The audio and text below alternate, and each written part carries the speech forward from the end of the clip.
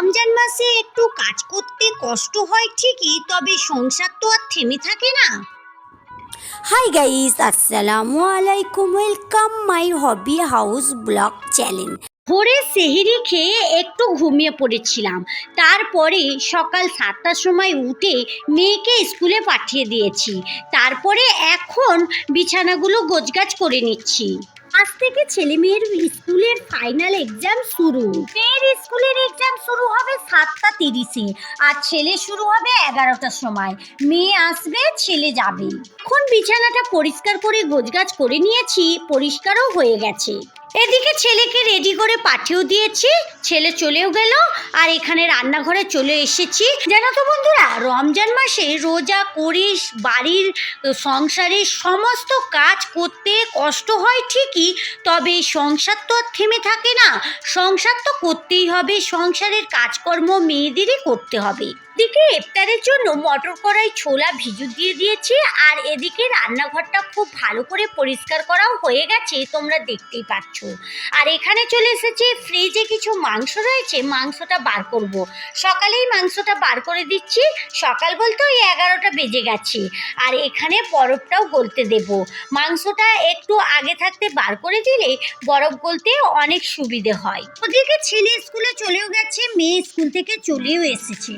মেয়েকে খাবার দিয়ে দিয়েছি। মেয়েকে তো আর রোজা রাখতে দিইনি, মেয়ে অনেক জেদ করছিল রোজা রাখার জন্য, তবে ছেলে রোজা রাখছে, মেয়েকে রাখতে দিইনি।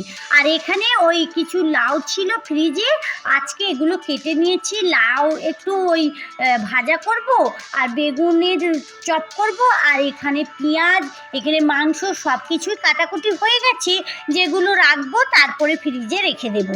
এখানে প্রথমেই লাউটা আমি প্রেসার কুকারে দিয়ে একটু সিটি দিয়ে নেব, একটু স্বাদ মতো নুন আর একটু হলুদ আর একটু জিরে গুঁড়ো দিয়ে এটাকে সিটি দিতে দেব। তারপরে কড়াতে পেঁয়াজ লঙ্কা লাল করে এটা একটু বাঁকা দিয়ে নেব। খেতে দারুণ লাগে, তোমরা বাড়িতে একবার করে দেখবে, একদম তেমন কোনো ঝামেলা হয় না, খুব সহজ। তো এখানে আমি লাউটা বসিয়ে দিয়েছি, তারপরে মাংসটা একটু মশলা মাখিয়ে দেব। ওই বাড়িতে থাকা সব কিছু মশলা দিয়ে দিলাম, একটু স্বাদ মতো নুন দিলাম, তারপরে হলুদ গুঁড়ো, লঙ্কা গুঁড়ো, জিরে গুঁড়ো, ধনে গুঁড়ো সব কিছু দিয়ে আর একটু ভালো করে মিক্স করে রেখে দেব। একটু সর্ষের তেল তো দেবই, কারণ এই মাংসেতে সর্ষের তেল দিলে মশলাটা ভিতরে ঢুকতে খুব সহজ হবে। আর এখানে ভাতটাও বসিয়ে দিচ্ছি। এখানে হাজবেন্ড ওই জিওম্যাট থেকে চাল এনেছিল। আমাদের এই বাড়ির পাশে দোকান থেকে নিয়ে চাল কিনে খাওয়া হয়, তবে হাজবেন্ড শপিং মলে গেছিলো, ওখানে চালটা দেখেছিল, ভাবলো চালটা অনেক ভালো, তাই চালটা এনেছি। চালটা আজকে ভাতটা করে দেখছি, ভাতটা কিন্তু একদমই ভালো হয়নি, তবে কি করব, অতটা চাল একটু বসিয়েও দিলাম। চালটা হচ্ছে বাসমতি চাল, আর একটু বেশ খসবো রয়েছিল বিরিয়ানির চালের মতো, তবে সাদা ভাত খসবো ভাত খেতে ভালো লাগে না, তাই 2-1 দিন রান্না করছি, তারপরে কিছুদিন পর আর রান্না করব না, ওই বাড়ির চালই রান্না করব।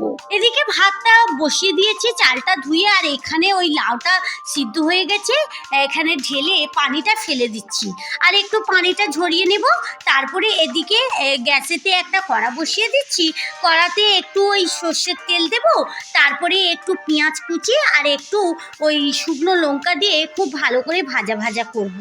আর পেঁয়াজটা একদম পাতলা পাতলা হতে হবে, পাতলা পাতলা পেঁয়াজ হলে তবে এটা একটা বেশ ভালো লাগবে, নালে পেঁয়াজটা যখন ভাজা ভাজা করবে একটু মোটা হয়ে থাকবে। তো যাই হোক, এখানে পেঁয়াজটা একটু লাল হয়ে গেছে, তারপরে আমি ওই সিদ্ধ করা লাউটা দিয়ে দিয়েছি, আর ওদিকে ভাতটাও ফুটে গেছে। তবে এগুলো হয়ে গেলে মাংসটাও করে নেব। আর রমজান মাসে বেশি হেজি গেজি রান্নাও করছি না, মাছ তো খেতেই ভালো লাগে না রাত্রিরে, আর শাকও ভালো লাগে না, সবজি এখন ওই সব কিছু করছি না, এখন ওই জাস্ট একটু মাংস, একটু চিকেন, এগুলোই করছি। তো আজকে ওই মাংস একটু কষা করে নিচ্ছি, আর এখানে লাউ ভাজি করে নিচ্ছি। লাউটা ফ্রিজেই ছিল, তবে অনেক দিনই ছিল, তো আমি ভাবলাম খারাপ হয়ে গেছে, তারপরে দেখলাম ভালোই ছিল। তো ওখানে লাউটা করা হয়ে গেছে। এখানে প্রথমে ওই তেলের উপরে পেঁয়াজ দিয়ে পেঁয়াজটা একটু কষিয়ে নিয়ে, তারপরে একটু আদা বাটা রসুন বাটা দিয়ে খুব ভালো করে কষিয়ে নেব।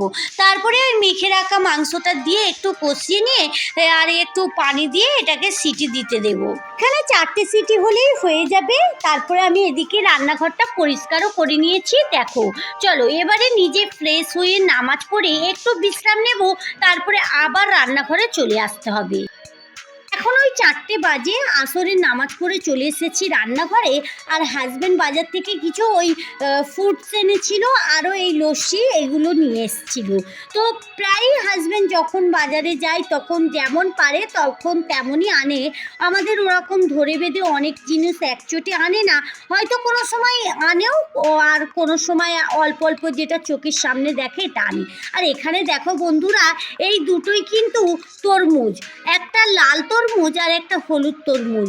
খেতে কিন্তু একটু ডিফারেন্স, তবে দেখতে এক, কালারটা আলাদা, নামও এক। এখন এগুলো সব একে একে বার করে নিচ্ছি, তারপরে কাটাকুটি করব। আর এইগুলো সব এত এত কাটবো না, কারণ এত এত কাটলে আর নাস্তার পরে এত খেতেও ভাল লাগে না, নষ্ট হয়। তাই আমি সব কিছু কিন্তু রেখেই কাটি। দেখো বন্ধুরা, তোমরা দেখতেই পাচ্ছ দুটোই তরমুজ একই দেখতে, একই নাম, সব কিছুই এক। এরও দানা আছে আর এরও দানা আছে, তবে কালারটা একদম আলাদা আর খেতে একটু ডিফারেন্স।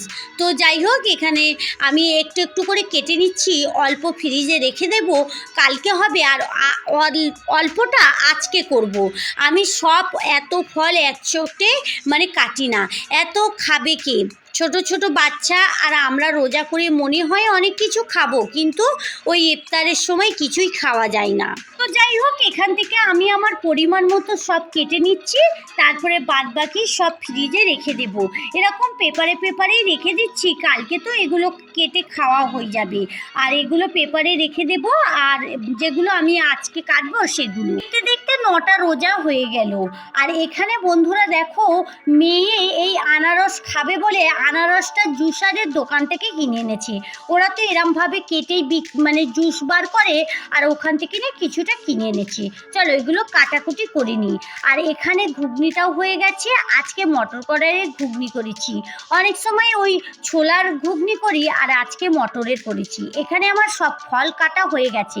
এখানে মাংস আলুর চপ করব আর বেগুনি করব। এখানে ঘুগনি রয়েছে, সালাদ রয়েছে, কাঁচা ছোলা আদা দিয়ে রয়েছে, আর এখানে বেসনটা গোলাও হয়ে গেছে। এই সময়টায় রান্না করতে এলে একদম ধীরে চিস্তে নিশ্চিন্তভাবে রান্না করা একদমই যায় না, তাড়াহুড়ো করেই করতে হয়। যতই তোমার দেরি হোক না কেন, তোমাকে একদম টাইম বাই টাইম কাজ করে শেষ করতেই হবে, যত তাড়াতাড়ি পারবে তত তাড়াতাড়ি। সবাইয়ের ক্ষেত্রেই এটা হয়, শুধু আমার ক্ষেত্রেই না। তাই আমি যত তাড়াতাড়ি করছি ততই যেন আমার লেট হয়ে যাচ্ছে। সকালটা হলে ভাবি আজকে মানে চপ ভাজা পোড়া করবো না, কারণ প্রতিদিনই চপ ভাজা পোড়া খেতে একদমই ভালো না, শরীরের পক্ষে অনেকটাই ক্ষতি। কিন্তু কী বা করা যাবে, রোজা করে আবার এগুলোই বেশি ভালো লাগে। চলো যাই হোক, ওদিকে মাংসের চপটা একে একে ভেজে নিচ্ছি, আর এখানে তুলেও নিচ্ছি, আর এদিকে বেগুনিটাও ভাজবো, ওখানে নাস্তাটাও সাজাবো। কিছু রেডি করে চলে এসেছি টেবিলে, এবারে একে একে সবাইয়ের প্লেটে দিয়ে দিচ্ছি। তাহলে বন্ধুরা চলো, আজকের মতো ভিডিও এই পর্যন্তই। দেখা হচ্ছে নতুন কোনো ভিডিওর সঙ্গে। ভালো থেকো, সুস্থ থেকো, সাবধানে থেকো। ভালো লাগলে লাইক কমেন্ট শেয়ার করো। যারা এতক্ষণ আমার সঙ্গে থাকলে আমার ভিডিওর কোথাও যদি একটু ভালো লেগে যায়, তাহলে আমার চ্যানেলটা সাবস্ক্রাইব করে সঙ্গে থাকতে পারো। যারা এই কাজটা করে রেখেছো তাদেরকে অসংখ্য ধন্যবাদ, থ্যাংক ইউ।